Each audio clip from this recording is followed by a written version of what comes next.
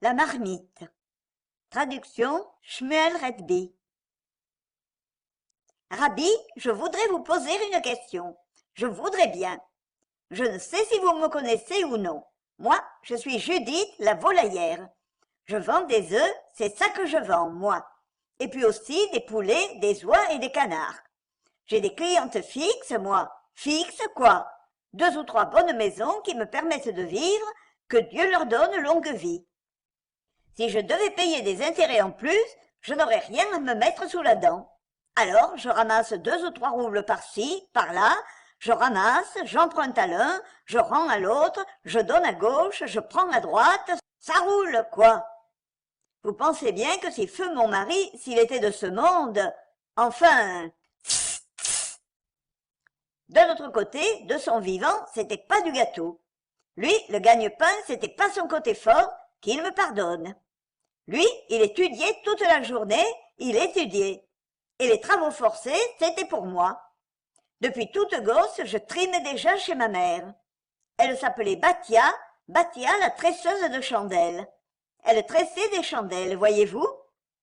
Elle achetait la graisse chez les bouchers et elle en faisait des chandelles, des tresses de graisse, quoi. En ce temps-là, il n'y avait pas encore le gaz, ni de lampe à pétrole en verre qui éclate tout le temps. Rien que la semaine dernière, j'en ai une qui a sauté et une autre il y a 15 jours. Bien, de quoi s'agit-il? De mon regretté Moshe Ben Sion, mort dans la fleur de l'âge à 26 ans, figurez-vous. Comment suis-je arrivé à 26? Eh bien, faisons le compte. Il avait 19 ans à notre mariage. Il nous a quittés il y a de ça 8 ans. Donc, 19 et 8, ça fait 23, me semble-t-il. Alors, comment suis-je arrivé à 26? C'est que j'ai oublié ces 7 années de maladie. En fait, il a souffert bien davantage. Depuis tout petit, il a toujours été de santé fragile. Il avait une assez forte constitution, mais la toux, c'est la toux qui l'a tué. Il toussait constamment. Enfin, pas tout le temps, juste quand la toux le prenait. Et alors, ça n'arrêtait plus. Il toussait, toussait et toussait. Les médecins prétendaient qu'il s'agissait d'un tic nerveux. Autrement dit, quand on veut, alors on tousse, et quand on ne veut pas, on tousse pas, voilà. Alors, d'échappe en harpe, ils ont fait de moi une carpe. Les médecins, c'est comme les chèvres, ça saute à gauche et à droite, et ça ne reconnaît même pas sa droite de sa gauche. Tenez, par exemple, le fils d'Aaron le boucher, Joseph qu'il s'appelle. Il avait mal aux dents, mal aux dents. On n'a rien épargné pour lui. On lui a soufflé dessus, on l'a piqué, rien. Qu'est-ce qu'il fait, le Joseph? Il se fourre une gousse d'ail dans l'oreille. Il paraît que l'ail, c'est bon pour le mal de dents, c'est prouvé. Il avait un de ces mal de dents, Joseph. De quoi grimper sur les murs. Bon, alors, il ne raconte rien de l'histoire de l'ail. Le médecin arrive et lui tâte le pouls. Quelle drôle d'idée, espèce de potiron! Si on ne l'avait pas emmené d'urgence à Varsovie, le Joseph, je veux dire, on ne lui aurait pas sauvé la vie. Il aurait rejoint sa sœur, Perle qu'elle s'appelait, celle qui nous a quittés pour raison de mauvais œil, Dieu préserve, pendant son accouchement. Bon, alors de quoi parlions-nous là? Ah oui, de ce que je me retrouvais veuve, Dieu m'en garde, et en pleine jeunesse, y compris un petit garçon et une moitié d'appartement dans le quartier de Mandiastat. Dans l'autre moitié habitait Lazare le menuisier, vous devez le connaître. On n'habite pas loin des bains publics. Bon, alors vous vous demandez, pourquoi une moitié d'appartement? Parce que l'autre moitié, elle appartient à mon beau-frère, Azriel qu'il s'appelle, vous devez le connaître. De son origine, il est vescoutois. Il provient du village de Vesselkout, ça existe ce village-là. Comme commerce, il fait dans le poisson et il gagne pas mal du tout. Enfin, ça dépend de l'état de la rivière. Si c'est calme dehors, on poissonne du poisson, et si l'on poissonne du poisson, le poisson se vend à bon marché. Maintenant, s'il y a du vent, alors on ne poissonne pas de poisson et le poisson se vend cher. Mais il vaut mieux qu'on poissonne, en tout cas, c'est ce qu'il dit, Azriel, je veux dire. Moi, je lui demande, quelle est la logique? Il me répond, la logique, la logique est bien simple. Si c'est calme dehors, on poissonne du poisson, et si on poissonne du poisson, le poisson se vend à bon marché. Maintenant, s'il y a du vent, alors on ne poissonne pas de poisson, et le poisson se vend cher. Mais il vaut mieux qu'on poissonne, comme ça ils se vendent pour pas cher. Moi, je réponds, bon, d'accord, mais où est la logique là-dedans? Et lui, il réplique, la logique, elle est bien simple, la logique. Si c'est calme dehors, on poissonne du poisson. Et si on poissonne du poisson, le poisson se vend à bon marché. Ouf! Pouah! Que je réponds, moi. Allez discuter avec un idiot. Bon, alors, où en étions-nous? Ah oui, à la moitié de l'appartement. Bien sûr, il vaut mieux avoir un petit morceau de chez soi à soi que de se trimballer de location en location. Comme on dit chez vous, chez soi, c'est pas chez autrui. Donc, j'ai une petite moitié d'appartement bien à moi. Mais alors, vous vous demandez, pourquoi une veuve avec un petit garçon a-t-elle besoin de toute une moitié d'appartement pour elle toute seule? Il y a là de quoi reposer la tête, ça devrait suffire. À part qu'il faudrait lui faire un toit à cette moitié, vu que cela fait des années qu'il n'y a pas de toit. Alors lui, mon beau-frère, Azriel, je veux dire, il me tarabuste pour qu'on lui fasse un toit à la maison. Cela fait pas mal de temps qu'il insiste pour qu'on lui fasse un toit.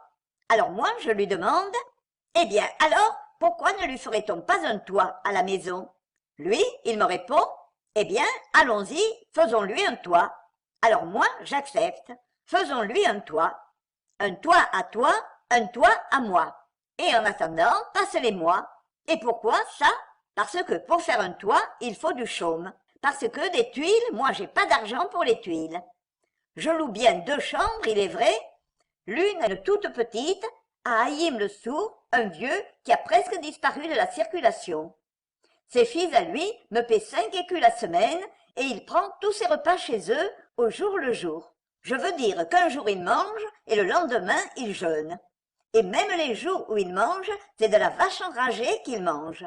En tout cas, c'est ce qu'il dit Haïm le Sourd. Tiens, peut-être qu'il ment, non? Les vieux, ça râle tout le temps. Plus vous leur en donnez, moins ils sont contents. Vous les faites asseoir, ils se plaignent. Vous les faites coucher, le matelas est trop dur.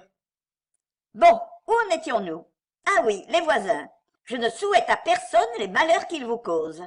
Haïm, le sourd, lui au moins, il se tient tranquille. Comme dit le verset, ni voix ni oreille. Mais le malheur a voulu que je loue l'autre pièce à une vendeuse de farine, Niesiak elle s'appelle. Elle tient un petit commerce de farine, voyez-vous? Quelle engeance! Au début, elle se montrait molle et douce comme de la pâte à brioche. Mon trésor, ma douceur, mon âme, mon cœur. Elle va faire ceci pour moi et cela pour moi. De quoi a-t-elle besoin? Juste d'un petit coin pour y mettre un four, d'un petit banc pour y déposer un morceau de viande pour la semaine et d'un petit bout de table pour étaler un morceau de pâte, juste de quoi faire des nouilles une fois tous les 50 ans. Moi, je lui demande, et tes enfants? Où vas-tu mettre tes enfants? Parce que Niestia, voyez-vous, elle a des enfants, des petits-enfants, qu'ils aient une bonne santé. Elle me répond, mais de quoi parles-tu, Judith? Mes enfants, ce ne sont pas des enfants, ce sont de vrais diamants. L'été, ils roulent toute la journée dehors, et l'hiver, ils se pelotonnent tous comme des moutons contre le four, et on ne les entend même pas. Le problème, c'est qu'ils ont des besoins dévorants. Ils mastiquent et ils gobent. On peut dire que je me suis offert un beau pétrin, puisse-t-il retomber sur mes ennemis.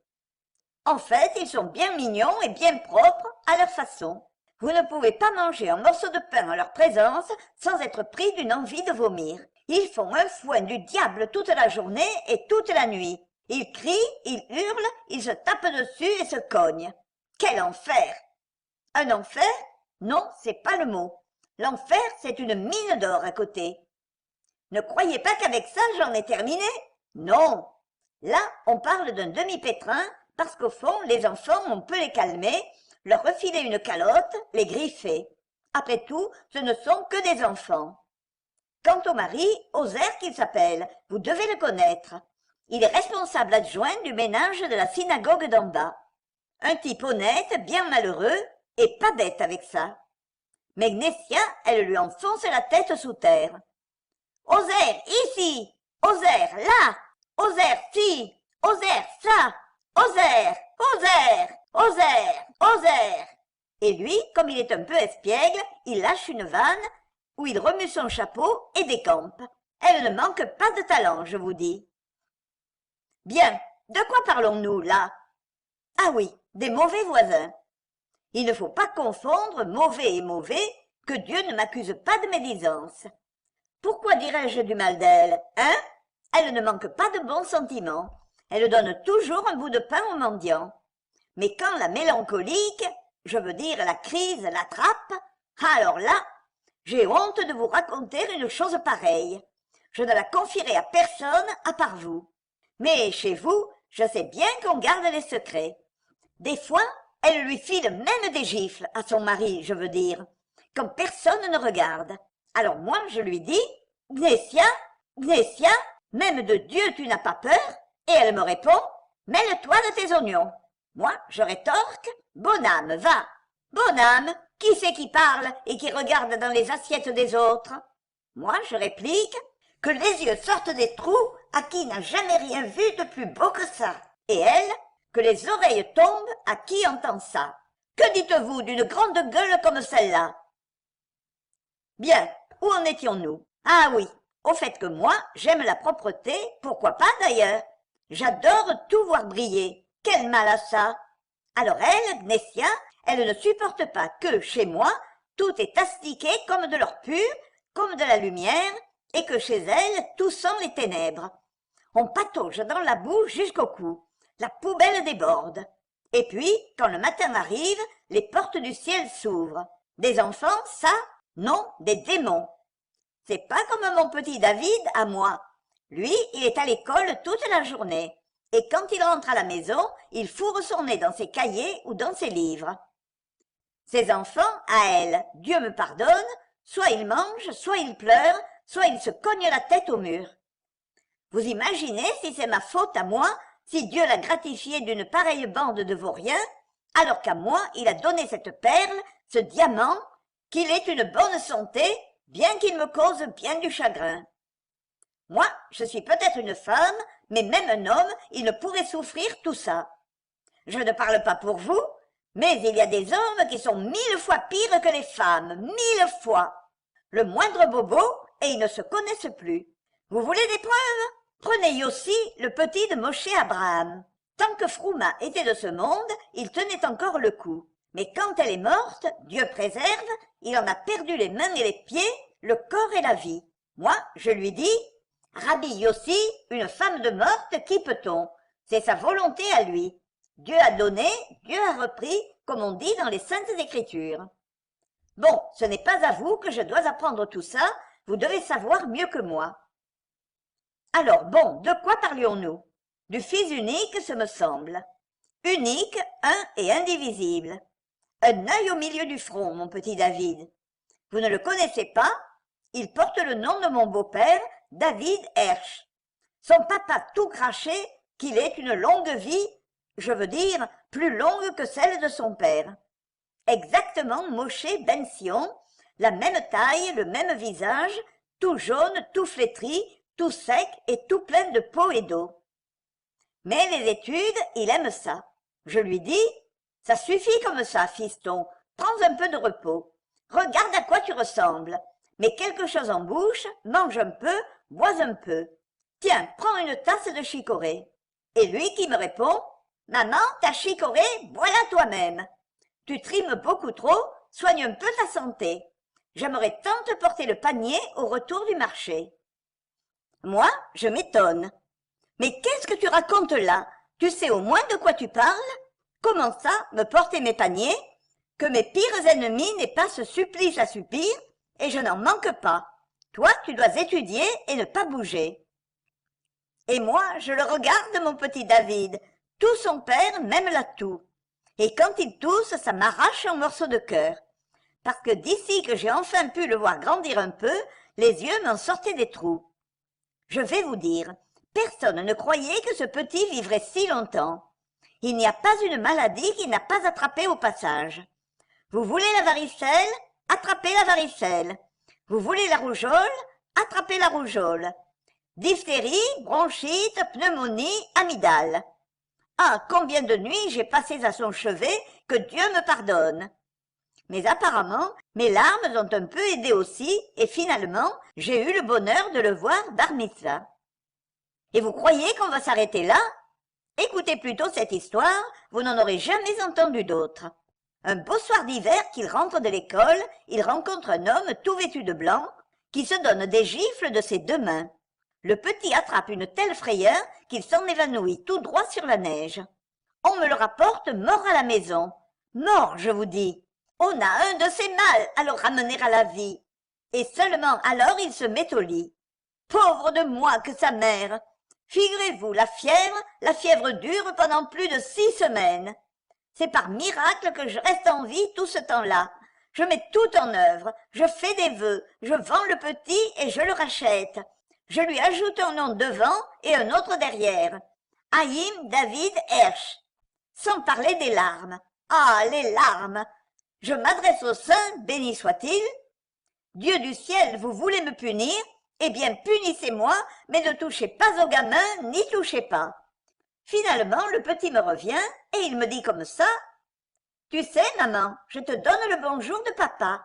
Il est venu chez moi, papa. » Moi, juste j'entends ces mots-là, l'âme me sort de par tous les trous, et le cœur se brise, tioche, tioche, tioche. Moi, je lui dis, « Si ton père s'interpose, alors toi, tu vivras vieux. » Mais le cœur, voyez-vous, tioche, tioche, tioche. Seulement, après coup, j'apprends qui était l'homme vêtu de blanc qui se donnait des gifles lui-même. Vous savez qui c'est? Devinez un peu. Vous, Rabbi, vous avez de la cervelle. C'était Lipa. Lipa, figurez-vous, le porteur d'eau.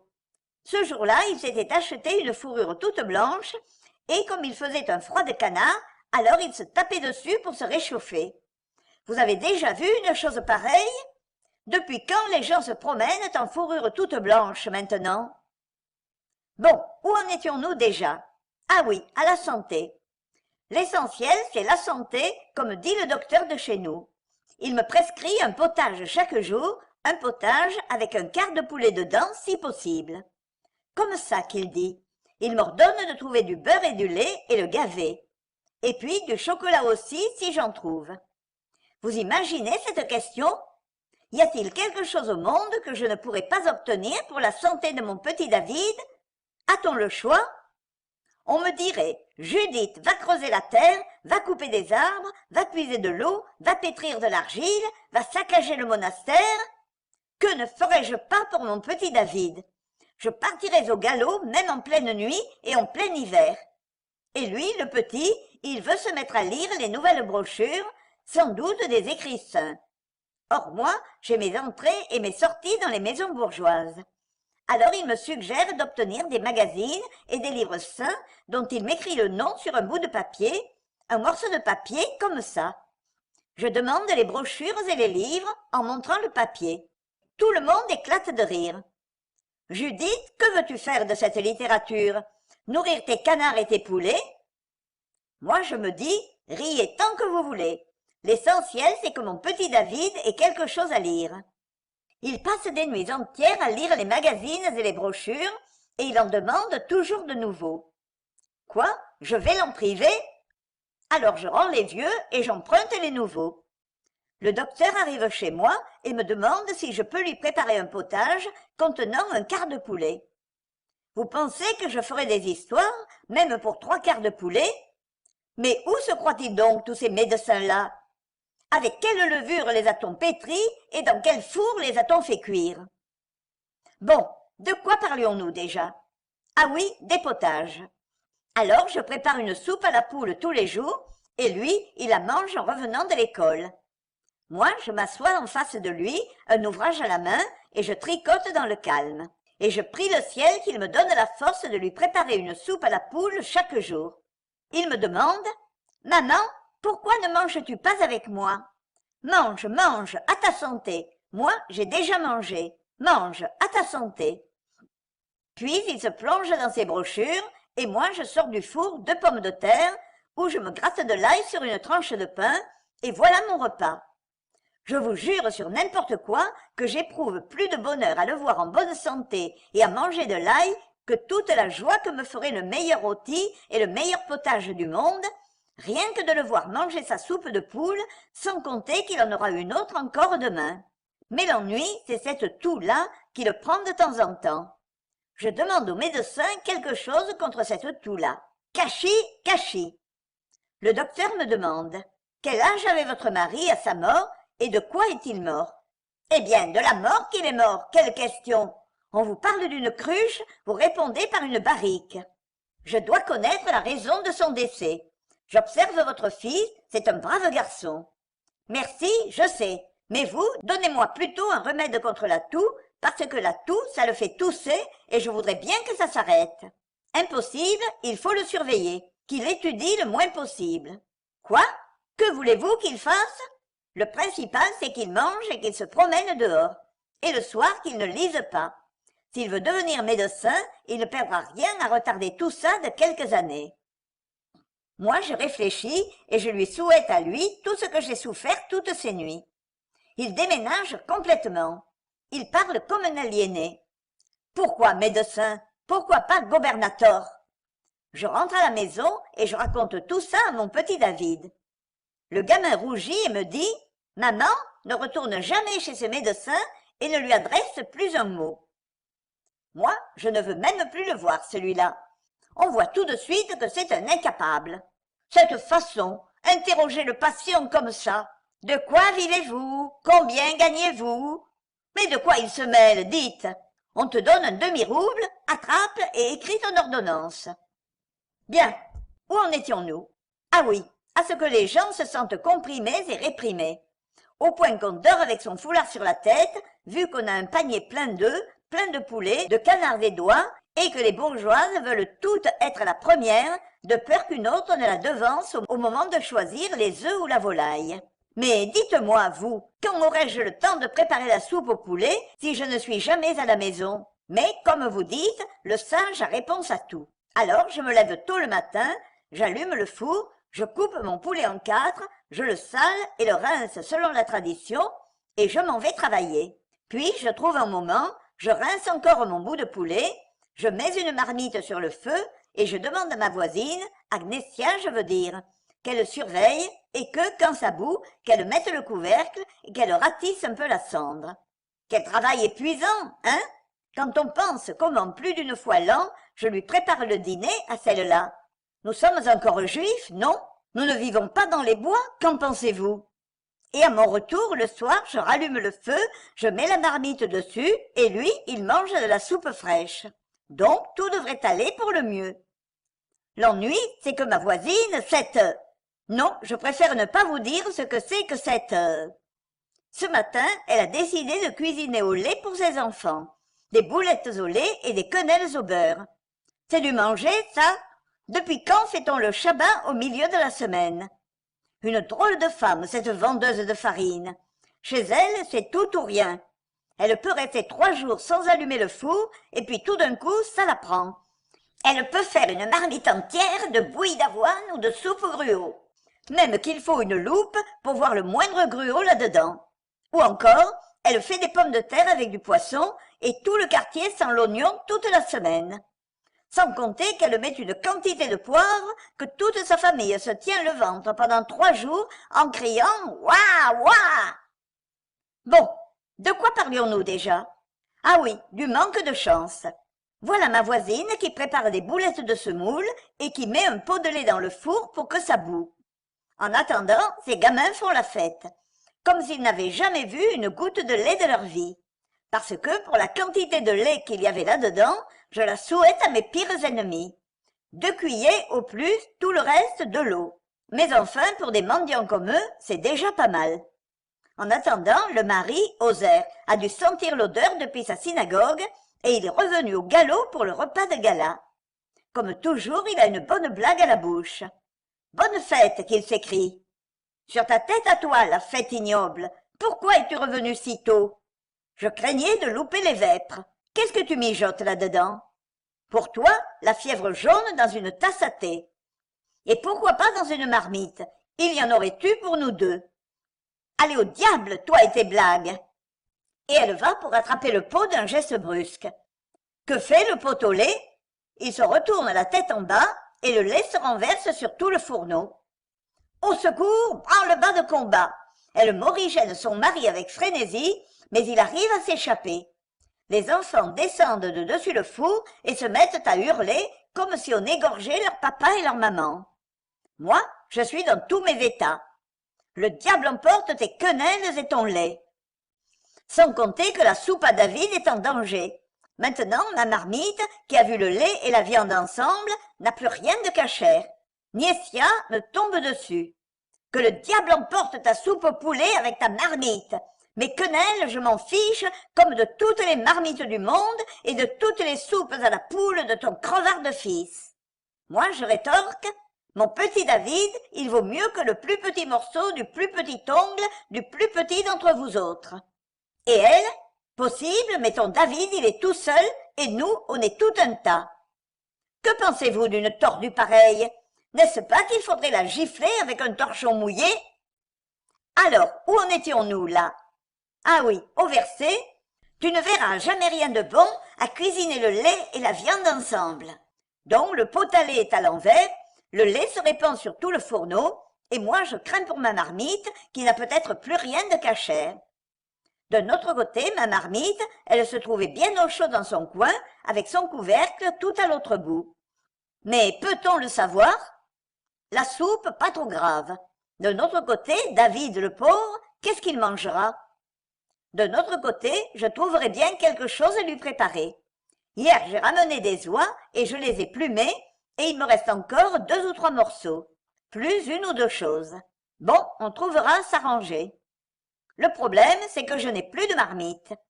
Je crains que vous, monsieur le rabbin, vous ne décrétiez un arrêt de mort sur ma marmite, et alors? Ma marmite, c'est mon bras droit, voyez-vous, je n'ai qu'elle. En fait, j'en avais 3. Niessia, qui n'avait pas trouvé où mettre le talon sinon dessus, m'en avait emprunté une et me l'avait rendue fendue. Je lui demande, où est passée ma marmite? Eh bien, la voilà ta marmite. Et comment se fait-il qu'elle soit fendue, ma marmite? Tu m'as emprunté une marmite entière, non? Ah, ne crie pas comme ça, tu rends les gens malheureux, toi. D'abord, je t'ai rendu une marmite entière. Ensuite, tu m'as prêté une marmite fendue. Et à part ça, je ne t'ai jamais emprunté de marmite. J'ai une marmite à moi et fiche-moi la paix. Vous imaginez de quoi est capable une tordue pareille? Bon, où en étions-nous? Ah oui, au fait que les bons ménages manquent toujours de marmites. Donc, je me voyais en possession de 2 marmites entières et d'une fendue. Autrement dit, de 2 marmites seulement. Comment de pauvres gens peuvent-ils manœuvrer avec 2 marmites? Et voilà qu'un beau jour, comme je reviens du marché avec des poulets, l'un de ces volatiles a pris une peur bleue en voyant un chat. Vous vous demandez d'où venait le chat? De ses enfants à elle, pardi. Ils avaient attrapé un chaton et l'avaient tellement torturé que la pauvre bête devenait folle. Mon petit David a bien essayé d'intervenir. Que faites-vous du commandement qui enjoint de protéger les animaux? Un petit être vivant? Vous n'avez pas honte? Mais allez parler à cette bande de carnivores et de bons à rien. En bref, il lui avait attaché quelque chose à la queue, et lui, il se débattait comme un beau diable. Alors le poulet a pris peur, il a volé tout droit sur l'étagère d'en haut. Plaf! Une des marmites se retrouve par terre. Vous pensez que c'était la fendue? Vous parlez. Comme de bien entendu, si quelque chose doit se casser, c'est évidemment la marmite entière. Rien de neuf sous le soleil depuis la création du monde. J'aimerais bien comprendre pourquoi ça marche comme ça, moi, tiens. Par exemple, vous avez 2 types qui marchent. L'un d'eux, c'est une perle comme on n'en a jamais vu. Hé, Rabbi, qu'est-ce qui t'arrive? Madame, madame, mais où qu'elle est passée, celle-là? Plus vite, votre mari se sent mal, il va s'évanouir, on dirait. De l'eau, de l'eau! Écrit en 1901.